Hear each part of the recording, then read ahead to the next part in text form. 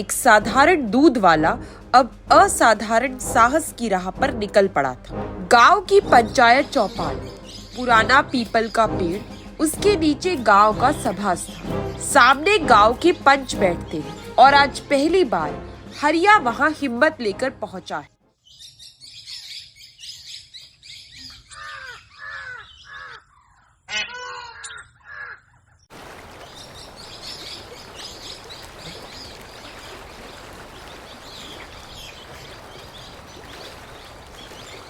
अगली सुबह सूरज की किरणों के साथ जब हरिया की आंखें खुली तो इस बार थकावट नहीं थी, बल्कि मन में एक अलग तरह का तेज था। दूध के बर्तन तो खाली थे, पर आत्मा सच से भरी हुई थी। गौरी ने उसका माथा सहलाया, बच्चों ने उसके पांव छुए और हरिया निकल पड़ा गांव की पंचायत की ओर। चौपाल पर पंच बैठे, मुख्य पंच धनी राम और उनके साथ रामू चाचा, किशन ताऊ और बाकी गाँव वाले। हरिया, तूने पंचायत बुलाने की गुहार की, बोल क्या बात है? धनी राम ने गंभीर स्वर में उससे पूछा।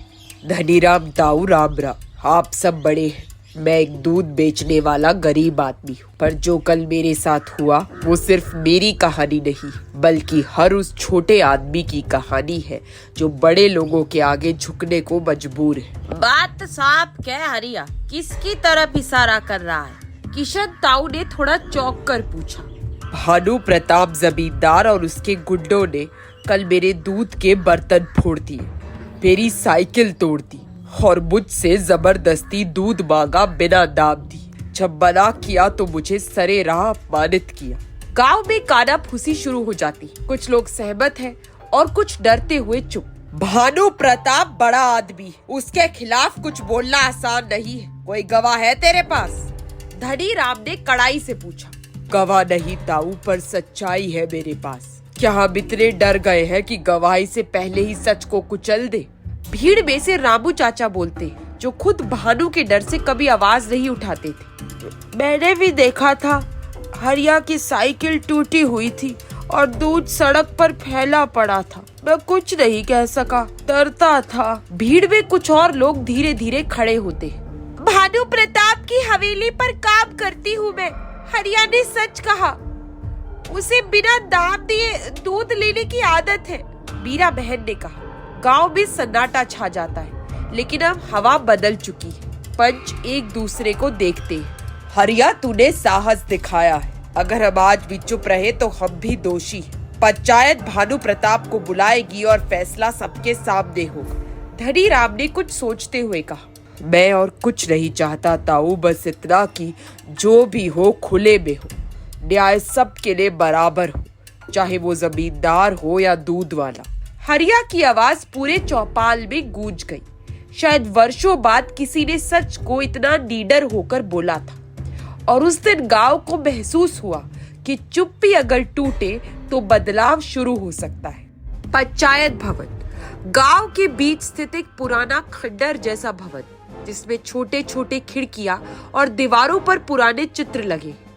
आज इस भवन के भीतर सच्चाई का सामना होने वाला था। पंचायत की बैठक में सभी गांव वाले जमा हो चुके थे और हरिया के साथ गौरी, मीरा, रामू चाचा और बाकी कुछ गवाह भी उपस्थित थे। सूरज का ताप कम हो चुका था, लेकिन पंचायत भवन में एक अलग तरह की गर्मी महसूस हो रही थी। ये गर्मी सिर्फ धूप की नहीं, बल्कि साहस की थी। हरिया का दिल धड़कते हुए उसके पैरों में थकान के बावजूद मजबूती थी। उसका मन ये जानने के लिए उत्सुक था कि आज क्या होगा। क्या उसकी आवाज को न्याय मिलेगा या फिर वो अकेला अपनी लड़ाई हार जाएगा। पंचायत भवन में हलचल शुरू होती। गांव वाले बैठे हैं और पंचों के आसपास सभी की नजरें खड़ी हैं। धनी राम पंच का स्थान लेते हैं और बैठक की शुरुआत करते हैं। गांव वासियों, हम आज यहाँ एक गंभीर मुद्दे पर चर्चा करने के लिए बैठे। हरिया ने भानु प्रताप के खिलाफ शिकायत दर्ज की और हमें मामला निपटाना है। भानु प्रताप, तुम अपना पक्ष प्रस्तुत करो।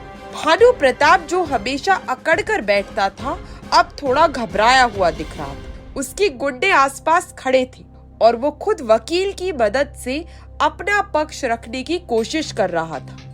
धनी राम ताऊ, क्या ये सब मजाक है? एक छोटे से दूध वाले का बयान मैं क्यों मानूं? ये आदमी खुद एक लफड़ा पैदा कर रहा है। सच तो ये है कि वो मेरे साथ दुश्मनी पाल चुका है और इसने बिना कारण दूध के दाम बढ़ाने की कोशिश की। गांव वाले बगैर कुछ कहे एक दूसरे को देख रहे। हरिया ने धैर्य से सुना।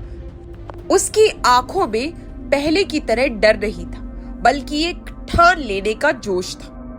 मैं कोई लफड़ा नहीं चाहता था भानु प्रताप। मैं बस अपना काम करता हूँ और दूध बेचता हूँ। पर जब आपने मुझे अपमानित किया, जब आपने मुझसे मेरी मेहनत की कमाई को लूटा, तब मुझे चुप नहीं रहा गया।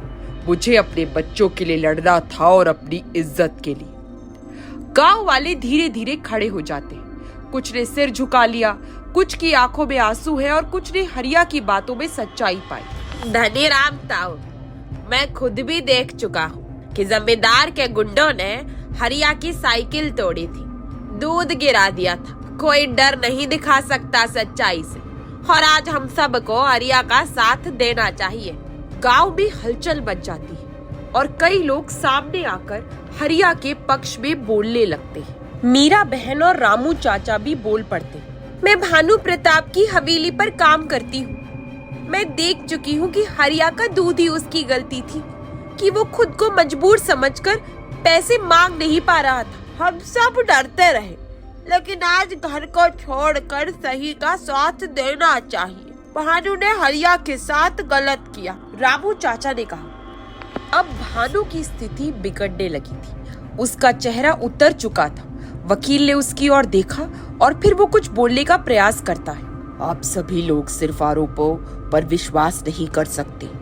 भानु प्रताप का नाम बदनाम करने की साजिश हो रही है। ये सब फर्जी आरोप है, वकील ने कहा। धनीराम ताऊ ने हाथ उठाकर उसे चुप कराया। फिर वो बारी बारी से पंचायत के सभी सदस्यों को देखता है और अंतिम निर्णय लेने की ओर बढ़ता है। वो सभी की ओर देखकर कहता है, सभी गवाहों को सुनने के बाद और सच सामने आने के बाद पंचायत का निर्णय है कि भानु प्रताप को हरिया से माफी मांगनी होगी और उसे उसकी साइकिल और दूध के नुकसान का मुआवजा देना होगा। अगर भानु ने मुआवजा नहीं दिया तो पंचायत को कानूनी कदम उठाने का अधिकार होगा। हरिया की आंखों में आंसू थे, लेकिन इस बार वो आंसू दुख के नहीं बल्कि संतोष के थे। उसकी लड़ाई जीत चुकी, सच की जीत हो चुकी। हरिया ने केवल अपनी मेहनत और साहस से नहीं बल्कि पूरे गांव की मदद से एक बड़ा कदम उठाया था। अब गांव में बदलाव आ चुका था। हर आदमी अब अपनी आवाज उठाने में सक्षम था और किसी की दमन करने की ताकत नहीं रही थी। हरिया के घर के पास गांव की एक सस्ती सड़क है, जहां हरिया का छोटा सा घर मिट्टी से बना हुआ था। उसकी आंखों में संघर्ष था और दिल में उम्मीद, लेकिन आज कुछ खास था। भानु प्रताप का गुस्सा अब सीमाएं पार कर चुका है। पंचायत में हरिया की जीत से भानु प्रताप का नाम जमीन में मिल चुका था। उसकी हुकूमत जो गांव भर में हावी थी, आज बटिया बेट हो चुकी। लेकिन जमींदार का अहंकार इतना बड़ा था कि वो इस अपमान को सहन नहीं कर पा रहा।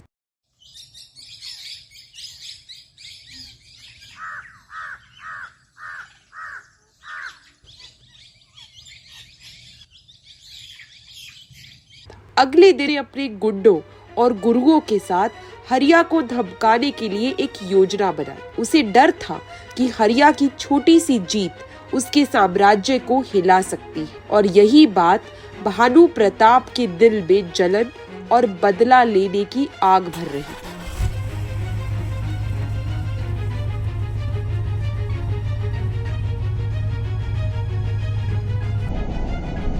गांव के रास्ते पर भानु प्रताप और उसके गुंडे अपने चेहरे पर खौफ और गुस्सा लेकर हरिया के घर के पास पहुंचते। उनके साथ कुछ बड़े बुजुर्ग गुरु भी थे जो भानु की मदद के लिए आए थे। तू समझता क्या है हरिया? तुझे जो कुछ मिला है वो मेरे ही आशीर्वाद से मिला था। तू अपनी औकात से बाहर जा रहा है। तूने पंचायत में मुझे बेइज्जत किया, अब इसका हिसाब चुकता होगा। हरिया अपने घर के बाहर खड़ा है, लेकिन उसका चेहरा शांत, जैसे उसने पहले ही इस घातक पल के लिए तैयारी कर ली हो। तुमने मुझसे बदला लेने की धमकी दी है भानु प्रताप, लेकिन ध्यान रखो, मैं डरने वाला नहीं हूँ। मेरी संघर्ष की राह शुरू हो चुकी है और अब मैं तुम्हारे किसी भी घृणित कृत्य से पीछे नहीं हटने वाला। भानु प्रताप के गुंडे क्रोध से तमतमाए हुए हरिया को घेरने की कोशिश करते हैं। भानु प्रताप ने अपने गुरु की ओर इशारा किया। गुरु ने भानु के इशारे पर खड़ा होकर आंखों में गहरी गुस्से की चमक के साथ हरिया से कहा, तू जो भी कर रहा है वो गलत है। तुझसे ज्यादा ताकतवर आदमी जो गांव के मालिक है, उसके खिलाफ बोलने का हौसला तुझे नहीं है। अगर तुझे अपनी जान की सलामती चाहिए तो तुरंत माफी मांग ले। हरिया का चेहरा अब भी शांत है, लेकिन उसकी आंखों में एक अदृश्य जंग का आभास है। वो धीरे धीरे गुरु की तरफ देखता है और फिर भानु प्रताप की ओर। तुम लोग जो चाहते हो वो मैं नहीं करूँगा। हर आदमी को अपनी आवाज उठाने का हक है। अगर तुम मेरा रास्ता रोकने की कोशिश करोगे तो मुझे कोई फर्क नहीं पड़ेगा। मैं अपनी लड़ाई जारी रखूंगा, चाहे तुम लोग कितनी भी धमकियां दो। गांव के कुछ लोग जो पास में खड़े थे धीरे धीरे उधर आते हैं। वे हरिया के साथ खड़े होते हैं। उनकी आंखों में जोश और उम्मीद की चमक है। भानु प्रताप, तेरी तानाशाही अब नहीं चलेगी। हम सब हरिया के साथ हैं। तू जो करना चाहता है कर ले, लेकिन अब तेरा डर गांव में नहीं है। अब तू जान ले भानु प्रताप, अब हम किसी की हिम्मत नहीं टूटने देंगे। रामू चाचा ने कहा। भानु प्रताप के गुड्डे बुरी तरह से डर जाते हैं और वो थोड़ा पीछे हटते हैं। भानु का चेहरा उतर चुका है, लेकिन उसका घमंड अब भी कायम है। तुम सब बहुत बड़ी गलती कर रहे हो। आज नहीं तो कल तुम्हें सबक सिखाना ही पड़ेगा। भानु प्रताप और उसके गुंडे जाते हैं, लेकिन गांव में एक नई आशा का संचार हो चुका है। हरिया जो पहले अकेला था, अब गांव वालों के समर्थन से मजबूत महसूस कर रहा था। भानु प्रताप के गुंडों का सामना करके हरिया ने साबित कर दिया था कि डर को मात देना संभव है, लेकिन असली चुनौती अब शुरू होती थी। गांव में कुछ लोग अभी भी डर के साए में जी रहे थे, लेकिन हरिया का साहस अब पूरे गांव को जागृत कर चुका था। क्या हरिया अपनी लड़ाई को जीत पाएगा? क्या भानु प्रताप की तानाशाही हमेशा के लिए समाप्त हो पाएगी? ये सवाल अब सबके मन में था। पंचायत का वही पुराना भवन, लेकिन अब इस भवन के भीतर एक नई ऊर्जा महसूस हो रही थी। हरिया ने अपने संघर्ष की राह पर एक और कदम बढ़ाया था।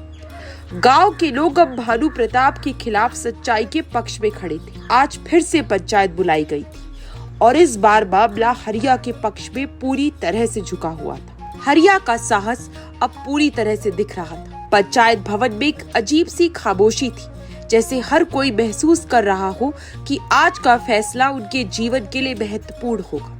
आज हरिया का प्रतिकार और गांव वालों का समर्थन एक निर्णायक मोड़ पर था। क्या वो इस बार भानु प्रताप को सच्चाई का सामना करवा पाएंगे? गांव वाले धीरे धीरे पंचायत भवन में प्रवेश करते हैं। हरिया, उसकी पत्नी गौरी और रामू चाचा सहित कुछ प्रमुख लोग एक साथ बैठे हैं। धनी राम ताऊ अपनी जगह पर बैठते हैं और बैठक की शुरुआत करते हैं। गांव वासियों, हम फिर से यहाँ एक महत्वपूर्ण मामले पर चर्चा करने के लिए एकत्र हुए।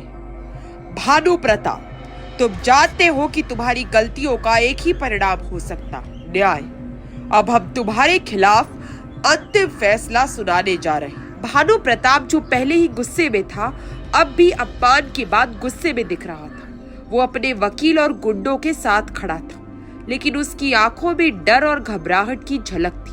तुम लोग मुझे अपमानित कर रहे हो। हरिया ने मेरे खिलाफ जो आरोप लगाए हैं वो सब झूठे हैं। मैं किसी से नहीं डरता। मेरे पास अधिकार है इस गांव पर। गांव वाले धीरे धीरे खड़े होते और हरिया की तरफ मुड़ते हैं। उनकी आंखों में एक संकल्प होता है। हरिया उठकर खड़ा होता है और उसकी आवाज में एक ठनी हुई शक्ति होती है। तुम्हारे सारे अधिकार अब खत्म हो चुके हैं भानु प्रताप। तुम्हारे डर और धमकियों का हम सामना करेंगे। अब गांव वाले साथ हैं और कोई तानाशाही नहीं चलेगी। ये धरती हमारी है, हम सब की है और तुम्हारे जैसे लोग इसे नहीं चला सकते।